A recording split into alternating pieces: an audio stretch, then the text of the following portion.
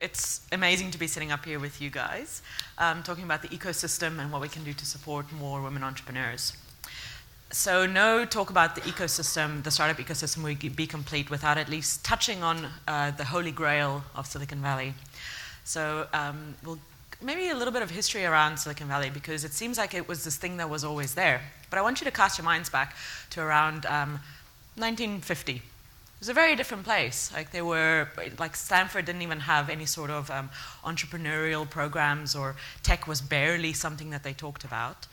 There wasn't even a single VC fund in San Francisco at all. It was a very, very different place. And along comes these 8 blokes and go, you know what, we're going to start a company that's going to manufacture processing chips, right? 8 guys, crazy. Who's heard of Fairchild Semiconductor? Okay, so Fairchild was the company that they started. All right, so this was in 1957 that this happened, and they started this company. 12 years later, they've managed to build a circuit, they developed an integrated circuit. They had about $90 million in revenue annually.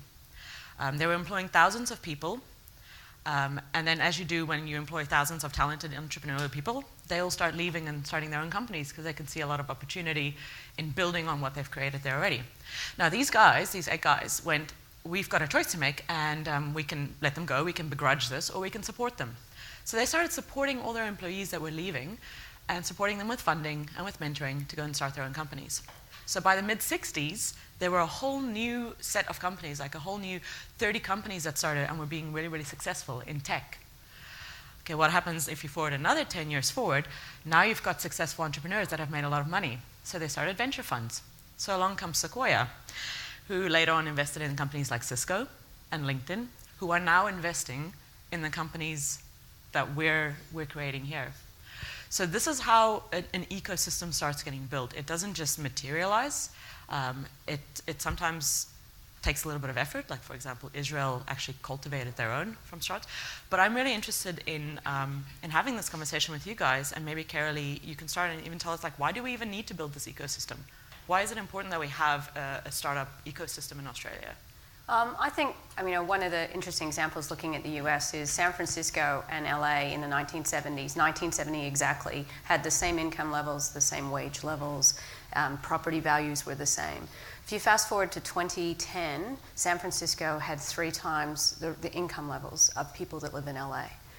And, and a lot of that is the structural differences that are in the 2 cities. And I think that's why. It's not just, and we were talking before about how we have so many comments and questions on the previous panels because, with all due respect, a lot of the businesses that are women-led, that are of the 88% of the businesses that are out there in Australia that, that are higher than less than 4 people, they are often lifestyle businesses.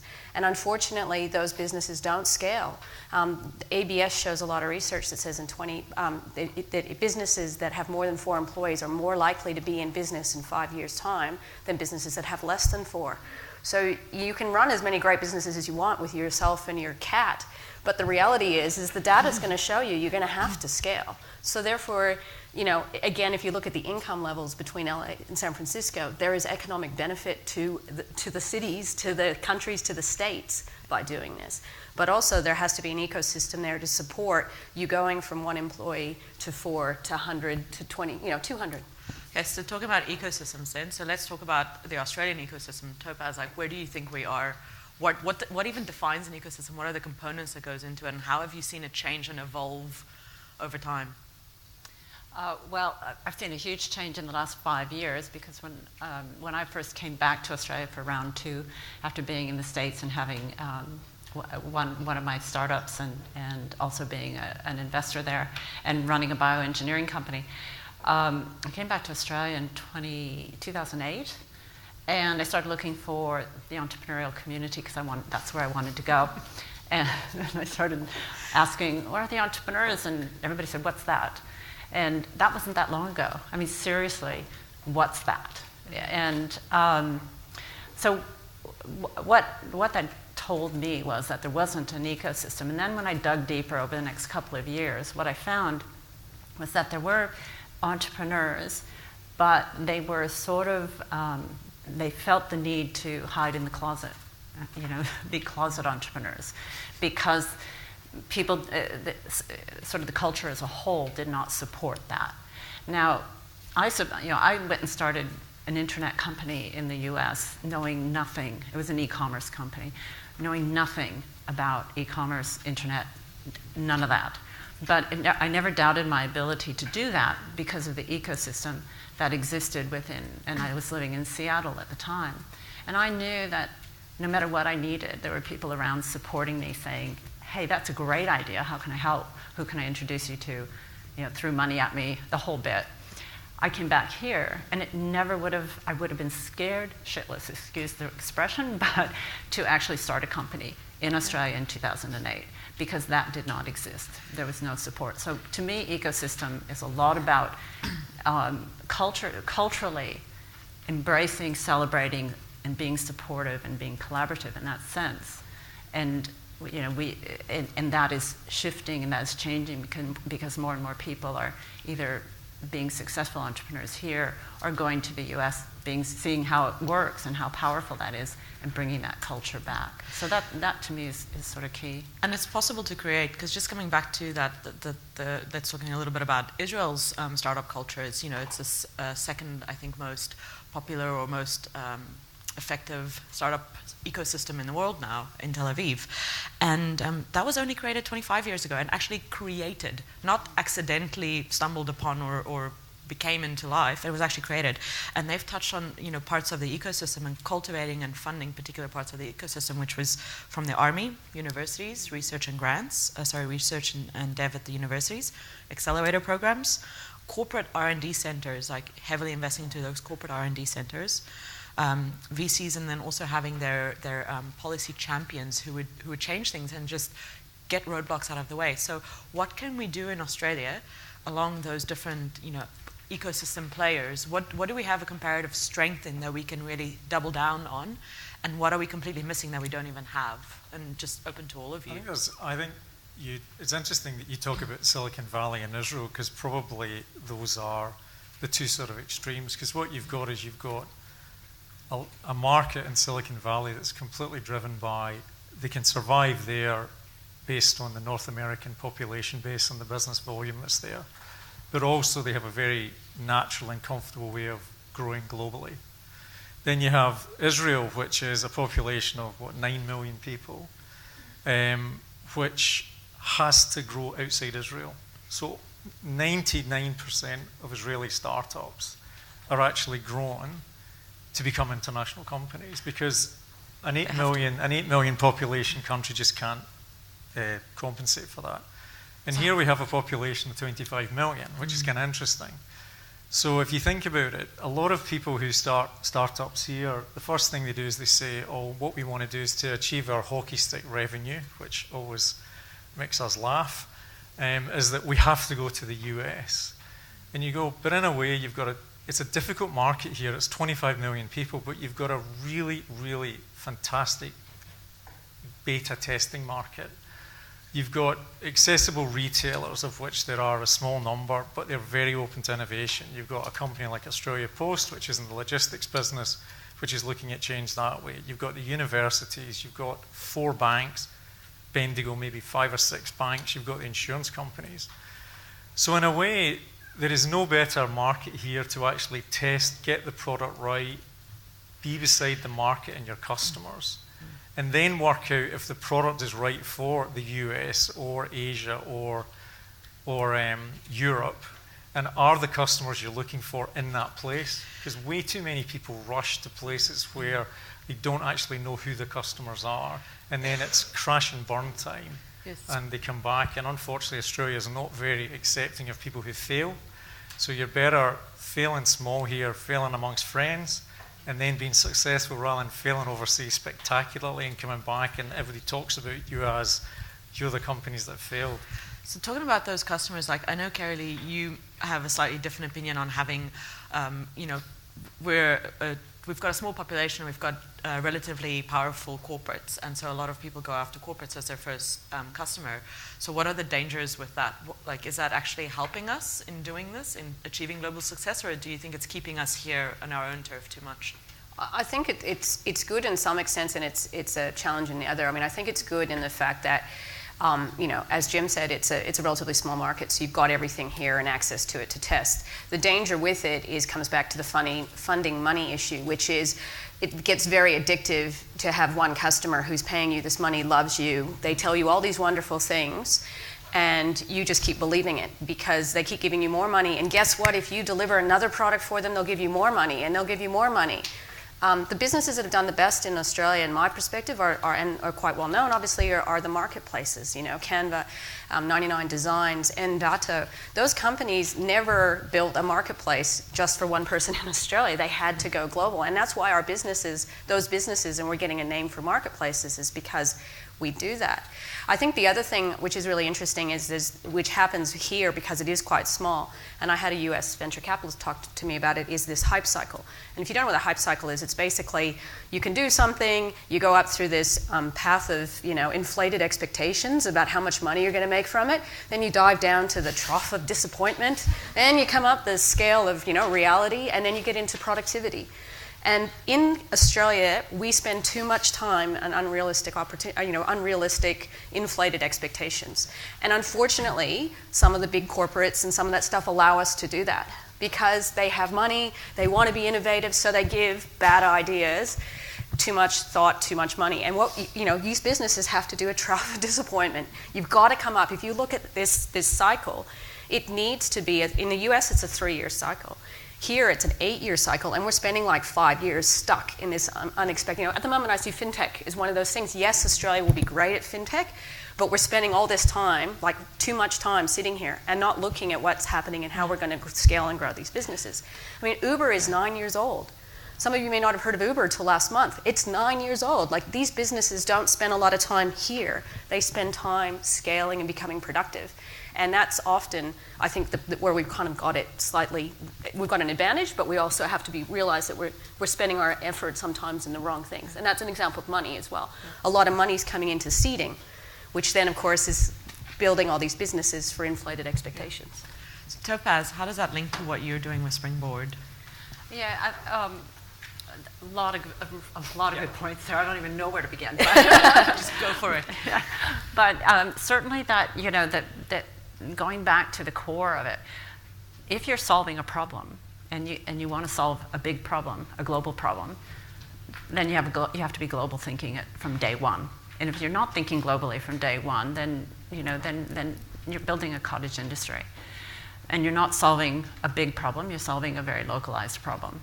So, part of what Springboard does is try to find those women-led companies that have that global view, and that are scalable, that are fast growth, that have the opportunity to expand overseas after potentially a good market traction here in Australia, but really globally focused. And we take them and we incubate them and we surround them with the right networks and people and training and address, as Ahmad was talking about this morning, that confidence issue. So we take them through this whole confidence building, thinking big, say the B word. It's, billion is okay to say, it's good to aspire to, and then get them investor ready. So I think scalability requires an ecosystem that really supports that encourages that we have to support our own technologies, where Australia is horrible. I have to say this, and sorry, I'm a dual citizen, but we're terrible at embracing our own innovation. We are horrible at it. We'll embrace anybody else's that comes from anywhere else in the world, but oh my God, an Australian made that, forget it. Okay, right, we'll come right back to tall puppies on that. But I want everybody to give this a go. Just on 3, say the word billion. So 1, Billion. 2, Billion. 3. Billion. Good. It's all good. And by the way, if you have any questions, we're not going to hold until the end. You can raise your hand at any time, and we'll just take questions as we go. Can I just say Yes. Can I just say something on billion? If you when you go home or you're in the car over the next week, listen to the radio and when you watch television, and when they say the word million, it's just kind of million. And when a radio announcer says Malcolm Turnbull has committed $80 billion to submarines. This word, the big B at the front, has become such a huge word. So I reckon, for me, it'll be the TR is next. Trillion will be the one that will be coming next. But listen to those radio commentators and TV commentators. The big B is something that is in everyday life that people are really looking for. So do you guys think it's that the tall poppy syndrome is actually real, or is it only real because we're seeing it, or because we give it any attention? Like, if we didn't talk about it, would it actually be there or not? I think it's there. I mean, we really. I'm really serious that it's that embracing of people who are different, people who think differently, act differently, invent differently. We don't embrace that. We're very suspicious of anything that comes out of our own country, and that is, to me, and the corporations are just as guilty of that, and our government, I'm going to go on the record as saying, the federal government just engaged Mass Challenge for a huge sum of money to come and do an incubator here when we have some of the world-class accelerator programs here. I mean, Springboard, Blue Chilli. I mean, you can go down the list. There are so many excellent accelerator programs showing very solid results, and yet we go to Mass Challenge and ask them to come here to show us how to do accelerator programs. It's ludicrous and it's wrong. So. Last question on that. Why does that happen? Because this seems to be a bit of a problem on both sides of politics at the moment. There's a buzzword that's like almost easily grabbable. Yep. And so it's same with coding being the fix in education and answers like this. How is it an education piece around how we better inform our political leaders on how they can support an ecosystem? Where do you think we're going wrong, and what do we need to do?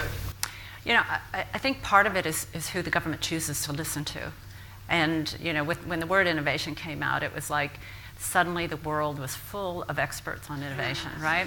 All of us who were working in the field, working our butts off in the field, have been there for decades, and suddenly the whole world's an entrepreneur. So often the loudest voices get listened to, the most politically convenient voices get listened to. There's, I'll offend a few people in the room, I'm sure, but there's a very active boys' club going on with the government at the moment. And so there's very little breadth of understanding of the nuances of the ecosystem, because I think the people that are being consulted on this have a very vested interest and a very narrow view of what the ecosystem should look like. So I think political expediency, limited input into the problem, and I don't know what the third one would be. Australia is interesting because, I probably was pretty much the same as Topaz. Obviously, I'm not from around here. But, my Australian wife has demanded that after me dragging around the world for 25 years, we actually have to live in Australia for more than a time than our children are here for the odd 2-week holiday. But when I came back 5 years ago, I was absolutely sort of gobsmacked at how conservative it was here. I'd been living in Japan, I'd lived in France, I'd lived in the US. We lived all over the joint. And in all the places we'd lived, there were just really interesting things going on, and it was just moving, and there was a huge pace. And I came back here, and it was a bit like, oh yeah, I remember, this has always been like this. It's sort of very conservative because everybody wants to try and push the norm. And then all of a sudden, when we decided to set up our VC fund, which was our startup, we said, right, let's discover the world that, Kerri and Topaz have been talking about, which is the other world that exists here. And in actual fact, there's an amazing world of, the Blue Chillis, the Springboards, the Scales, and everything that's going on out there. And what's happening, I think, with the government is that they're trying to normalize everything. And you don't try and normalize things. What you do is you actually accept that the different is the new thing. Uber is not a new taxi system. Uber is Uber. And what the world that we live in is the world that we choose to live in, and we don't want it to be made like everybody else's world. We want all the people who are in that other world, the normal world, to come into startup land and come into where all the entrepreneurs are, and people are thinking about things differently and doing things differently. So how do we get more women, particularly then, interested in this world? At People, any of those levels? to set up a business, I mean, we talked about this earlier. You've got our startups the same thing as businesses. So is starting a startup really you're the solving same it. thing? Well, you see a problem, you think you can make money out of fixing that problem, and the best way to make money out of fixing that problem is to start up a business. Mm-hmm. So that's a startup to me, I think. Now, the aim then is how many women are actually comfortable deciding that those are the problems that they want fixed, and then how viable are those problems as businesses for people to actually put money into. Topaz gave you a frown, so I want to hear why. I know, it's a natural look. But it's, in the last 3 years, here's a stat. In the last 3 years, we've roughly seen we've had about 900 companies. We've either have approached us by email, have pitched, we've been to pitch nights, we've been referred to them, you name it. About 15 to 20 of those companies have been run by women. That is an appalling statistic. Now, by the way, we've invested in 2 of those companies. So 10% of the women that we've seen, we thought, you've got really viable ideas, and we believe in you as individuals, and we think you can make a massive change, so we will invest in you. So that's 10%. The other balance is this huge amount of guys who are running these companies. And I think we had a discussion earlier. The problem with getting women entrepreneurs is it's not a demand problem, it's a supply problem. We had that exact same problem. We had a competition, and one of the 10 finalists was a woman, and I got slammed in the media for only having one woman. And I said, well, I could probably squeeze out another arm, because statistically I only had 10% of applicants were women. So how am I supposed to just magically materialize more of them? Because it's about merit. It's not about, like Ahmed said, it's not about KPIs. It's not about the numbers. You're not here just because we're trying to compensate for it. Can I jump in here just because I think it's not that they aren't out there. I think because certainly through Springboard, year one when we were recruiting 4 years ago now, we had to beat the bushes to find 8 women who would come and participate in our accelerator program, and I'm telling you, it was hard work to find them. Second year, we found 8 who more voluntarily came in because we started to be known a little bit. Year 3, we had 10, and the bar kept going up and up. Year 10, we were maxed out at our 10, plus had 8 observers. This year, it's going to be a similar story.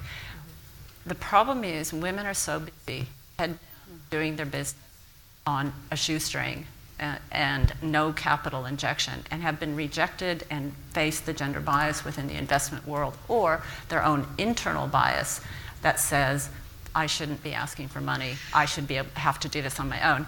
That we've got this whole group of women entrepreneurs, some of them growing fairly substantial companies that nobody knows about, and they're just out there doing it. But okay, so on the flip side then, so just coming back to what you said, Kerri, around companies staying small because they don't get, so do we actually need infrastructure support? Do we need things like accelerators? Do we need programs? Do we need support to actually put these women on an accelerated path?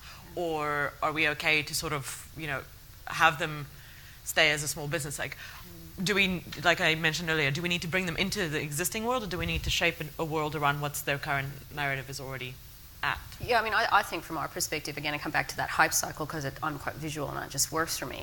I think we have to be realistic that you might have started a business, great, thumbs up, love you already, but your business may not be the business that's going to grow and get venture capital, so give up that business. I mean, at Springboard, we say we back the jockey, not the horse. Right? A lot of these people we were talking about before are on their 2nd, 3rd, 4th business. Just because you were at home with the kids and you saw this great opportunity to sell nappy pants that cover up the ugly nappy for your daughter, and you want to sell that, that's great. And maybe that become a global business, but that's kind of not what we're talking about. Your next business may be a global business, and it may go completely into the next level. But don't stick to this business because it's a child and you love it and it's the best thing you've ever done. But how can we do that? How can we help people see that, or how can we help more women get there faster? But I think it's a cultural thing. It's back to the tall poppies. It's back to if you walked away from your business, you're a failure. If you didn't make that business and that's not what you make your income, and you quit and you start another business, that you failed at that first business. And I think accelerators and an ecosystem is important, but I think also it comes, one of the things I was going to say before is I did some advising at University of South Australia. And they have this amazing Centre for Business Growth. They've got an entrepreneur program. They cannot get students, they cannot get women or men to go into these programs because the kids all want to do whatever their parents are doing. Yep. Now, I don't know about anyone else, but I did not want to do what my parents were doing, right? I just never wanted to be a mechanical engineer, right? So I think that there is a problem that, we can put all the STEM courses and fund it all and stuff like that, but there's actually a bigger issue here, which is, are we as parents, are we as, are we still in a mindset that we want our children to be doctors and lawyers? Because that's actually not going to be, I think there's a bigger conversation, and I think the ecosystem's important, but it always is. I had my child is 6, but when he was at kindergarten, they would come in and they'd all dress up what they wanted to be as, and he always dressed up as a fireman. And I said, why aren't the girls? And the girls would dress up as Elsa and princesses. And I sort of said, surely you have a discussion with them. And they said, yeah, we had a female police officer come in the other day. And they said, but none of the girls want to be police officers. And I said, well, did you have that discussion at the when they why? And she goes, no. And I went, that's, at 4, you need to have a discussion about why don't you want to be a female police officer? What is it about you? Because I think that's, there are definitely things that we can do, but I think it was Angela made a point about 30% of the women that run businesses are born overseas, and I think that that's a reason. I mean, I came here and started my first business at 27, which was the one we mentioned before, which I exited. And I had nothing. I had no friends. So I just went and started a business because I didn't have a job. And I mean, I didn't have this safety of school and expectations and family here judging me. I just kind of went, I got to make a living somehow. So who in the audience is from other places in the world? Yeah. Okay, so no excuses. I've got one kid left at school, and I've been trying to crack this school to do with innovation. And I'm always saying to them, I'm a VC. I see all these new companies. I see all these different things that are going to go on. The kids are going to love what I talk about. But they don't have any space in the curriculum almost to actually fit in innovation or fit in new ways of doing things. And that's the challenge. You need the space to be created to fill it with this other stuff. Sally Ann, just say hi. You guys can all pick on. Yeah, you guys should all talk to Sally Ann about this. So it almost seems like we almost need a careers fair for the career counselors where, the parents can come in and tell them what they actually do. We also have to change the system so that when those girls and young women come out of those programs and have that good idea, that they have the opportunity to actually be successful in that career just like anybody else. And that's really where the programs like, and Scale's doing an amazing job for positioning women entrepreneurs that are investable and making those investments. So it's utilizing an ecosystem that's there, it's building on that, it's recognizing it, and it's making sure that women have access to that and knowledge about it. So, and building those role models. We have a question, and unfortunately this is going to be our last one. Well, I just wanted to share a bit about my experience as well in terms of I never had the opportunity. When I went to high school, no one told me I could be an entrepreneur. And it was actually at speech night in year 12, Tan Lee, who founded Emotive Systems. She's moved over to San Francisco now. She spoke at our speech night, and she really inspired me. I went off to do, the whole corporate thing. I was an IT consultant. And it was only when I lost my job during the GFC that I decided to pursue my dream, baking cupcakes. And it was through that I realised how hard it was to actually start a business, especially, as a female entrepreneur. I didn't have any kind of support, and through that was when we started we started an organisation called League of Extraordinary Women, and we just met up with a few women for breakfast once a month, and it kind of blew up. It went all over Australia. We've got over 550 members now, but I guess my experience in sharing this is that I go to a lot of schools. I go to every kind of speaking gig, or anyone that asks me to speak at a school, I always go, because I share about my story of baking cupcakes. We've got 3 stores and another 2 stores on the way. We turn over $3 million a year. When I started baking cupcakes and selling them at the markets, like, people thought I was crazy. People thought, wow, you've just quit a 6-figure job in IT to go bake cupcakes at a market.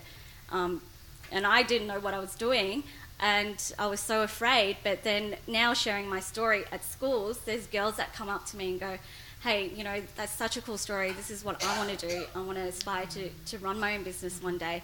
And I don't know, I think it's one of those things that someone can create a program to go into these schools and speak to children at a younger age. Funny you should mention that. Actually, so we have to wrap up there, but I just want to say that there's everybody in this room can do something about this. Everybody can go out and have a conversation with your schools, with your kids, with your friends, with their kids, to change a perception that it's not, you don't have to be crazy, you don't have to be the crazy inventor to sit out on a limb and become an entrepreneur.